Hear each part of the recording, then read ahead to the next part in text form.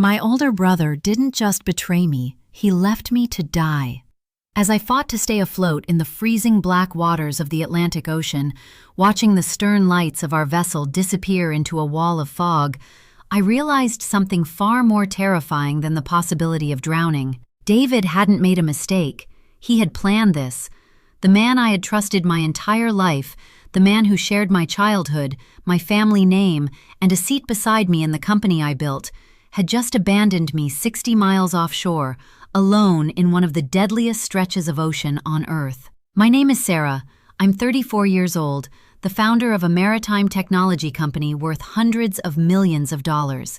And this is the story of how my brother tried to erase me forever. The prototype was housed in a waterproof yellow case, tethered to our company's main yacht.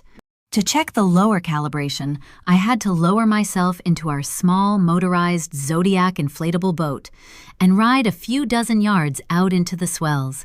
It was routine. I had done it 100 times. I climbed down the ladder, untied the Zodiac, and reached for the pull cord of the outboard motor. I pulled. The engine sputtered, coughed, and died. I pulled again. Nothing. My fingers traced the side of the casing, and my stomach dropped into a bottomless pit. The safety lanyard and the spark plug housing had been completely removed. It wasn't malfunctioning. It had been intentionally gutted.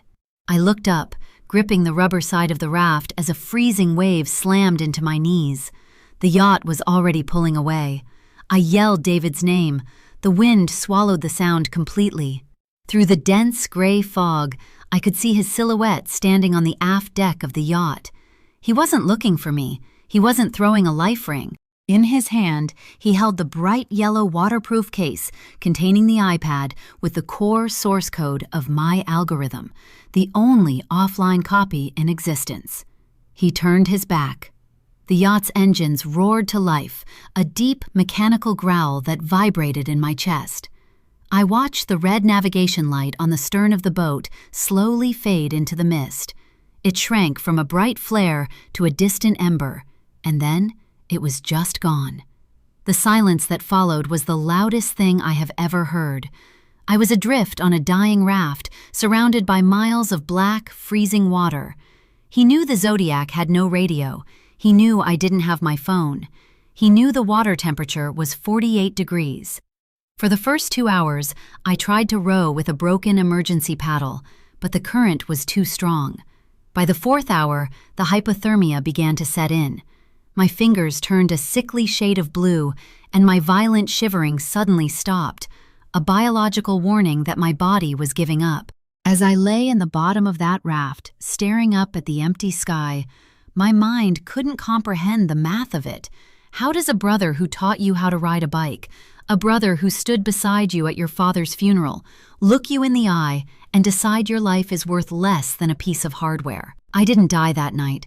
Pure, blind luck and a change in the tidal current pushed my raft into the path of a commercial fishing trawler just before dawn. When I finally opened my eyes again, the world was a blinding, sterile white. The smell of salt and diesel had been replaced by the sharp scent of antiseptic and bleach. I was in a hospital bed, buried under 3 heated blankets, with an IV dripping warm fluids into my arm. Every muscle in my body ached as if I had been beaten with a hammer. A doctor came in, looking incredibly relieved. He told me I had survived stage 2 hypothermia and severe dehydration. He also told me the Coast Guard was waiting outside to speak with me. When the officer entered, he took off his hat and looked at his notepad. He told me they had been searching for me since 4 in the morning. He said my brother had made a frantic Mayday call, crying hysterically over the radio. David had told the Coast Guard that I had gone rogue, insisting on taking the Zodiac out alone in the dark, despite his warnings, and that the fog had swallowed me before he could stop me. David had already written my obituary. He had painted himself as the traumatized, helpless brother who couldn't save his reckless sister. If you have ever been the victim of a calculated betrayal, you know that the initial shock eventually burns away, leaving behind a cold, sharp clarity. Lying in that hospital bed, staring at the ceiling, I realized something terrifying. If I called the police right then and accused him of attempted murder, It would be my word against his. There were no cameras on the ocean. There were no witnesses. He would claim my brain was scrambled by trauma and hypothermia. He would play the victim. I needed to do the absolute last thing David expected a surviving victim to do. I needed to play dead.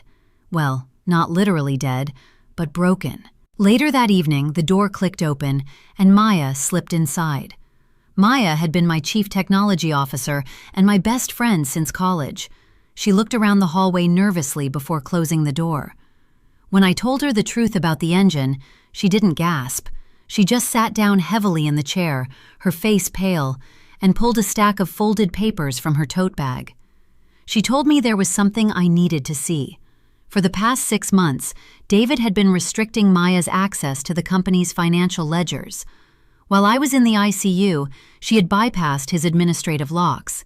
David was drowning. He had quietly leveraged his minority shares in our company to back a disastrous offshore real estate venture. He owed millions to private equity lenders, and they were calling in the debt. If he didn't pay by the end of the month, they would seize his assets and ruin him. But Maya had found something even worse. David had been in secret communications with Apex Marine, our largest corporate rival.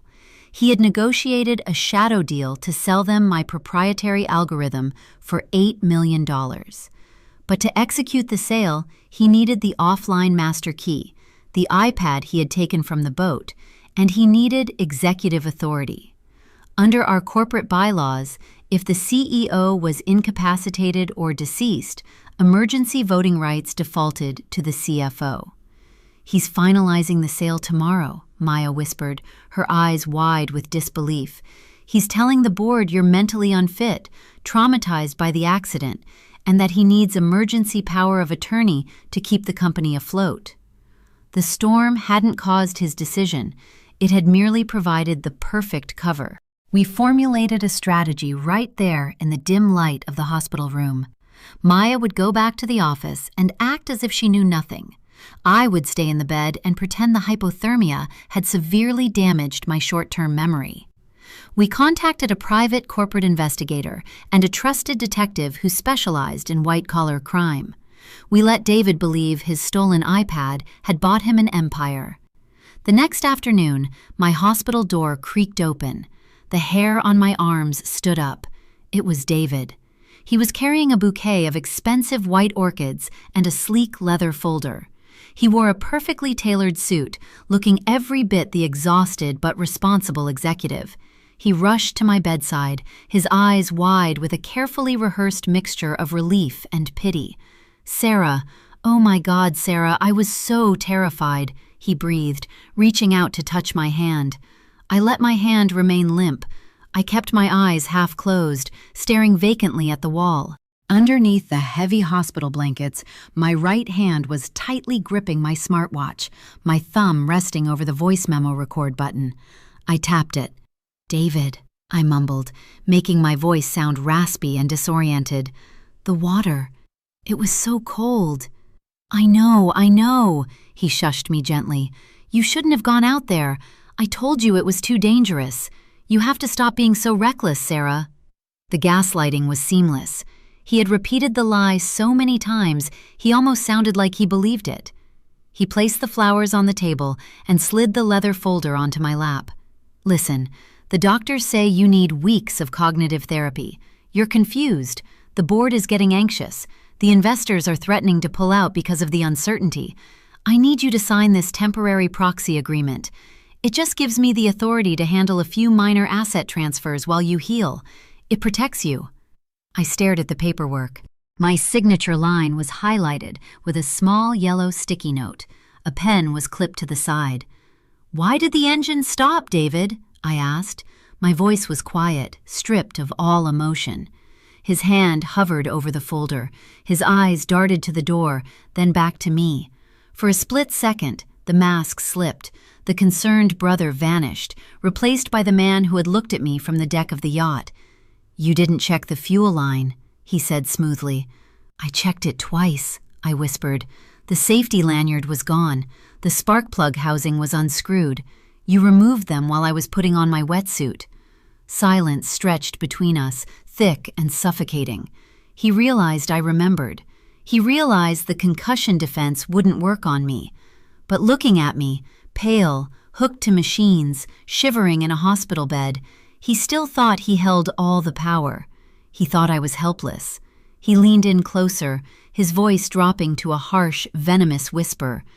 "You were always so obsessed with the code, Sarah. You never understood how the real world works.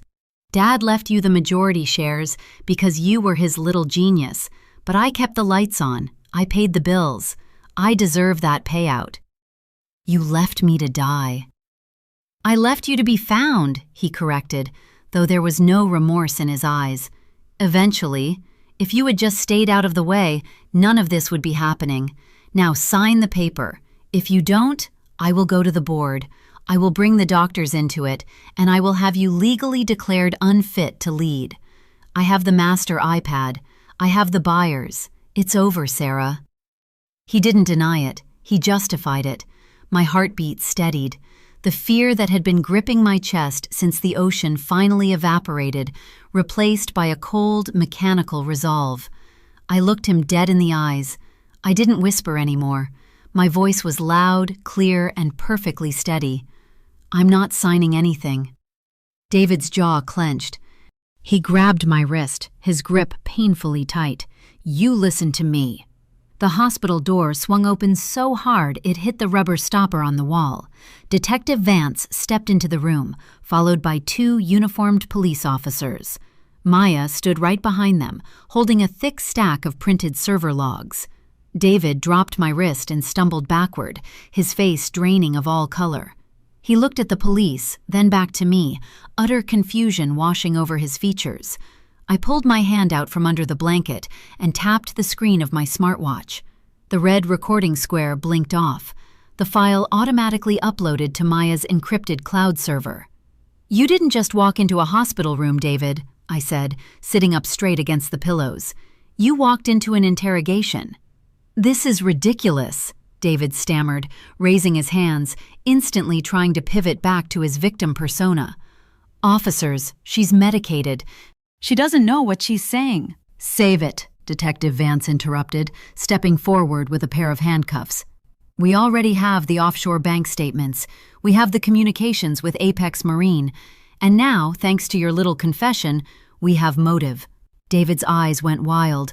He pointed a shaking finger at me. "It doesn't matter. I still have the master drive. The algorithm is offline. You can't touch it, and the sale is already in escrow." Maya stepped forward, offering him a cold, pitying smile. "About that iPad, David, did you really think a cybersecurity firm wouldn't have a dead man's switch on their physical hardware?" David froze. "The moment you powered on that device in an unauthorized location to show your buyers," Maya explained, "the internal tracking beacon activated. We didn't just get your exact GPS coordinates. The system triggered an automatic, irreversible remote wipe. You didn't steal $8 million worth of intellectual property, David. You stole a 3-pound paperweight." I watched the exact moment my brother realized his life was over. His knees buckled slightly. The arrogance, the entitlement, the years of quiet resentment all collapsed into a pathetic, hollow stare. As the officers read him his rights and marched him out of the room, he didn't look at me again. He had no lies left to tell. The fallout was swift and brutal. The board convened an emergency session the following morning. David was officially terminated, stripped of his shares, and his remaining equity was liquidated to cover the debts he had hidden from the company. Apex Marine, terrified of the legal implications of buying stolen tech, pulled out of the deal immediately and cooperated with the authorities. The criminal trial was almost a formality. The audio recording of him admitting to tampering with my boat, combined with the financial logs proving his motive, left his defense attorneys with nothing but a plea deal.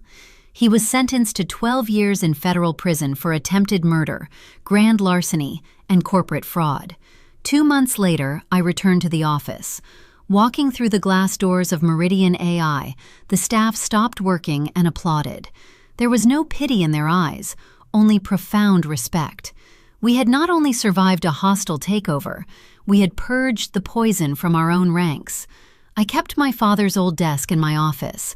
On the corner of it, I placed the red navigation light that the Coast Guard had managed to recover from the Zodiac raft. It doesn't turn on anymore. It just sits there, a quiet reminder of the night I stopped being a victim and started being a survivor. I didn't have to scream at my brother in a courtroom. I didn't have to seek brutal vengeance. I just had to survive the water, stay quiet, and let his own arrogance build his prison. Sometimes, the loudest way to win is to let your enemy keep talking. Family betrayal hurts in a way that is almost impossible to describe because it weaponizes the very trust that is supposed to keep you safe. But blood does not give anyone a free pass to destroy you. So, I want to ask you something. If you found out someone in your own family was willing to sacrifice your life for their own comfort, what would you have done? Would you have confronted them in anger the moment you saw them? Or would you have waited in the dark to gather the evidence, just like I did? Tell me your thoughts in the comments, because sometimes the most powerful revenge isn't destroying someone, it's simply watching them destroy themselves.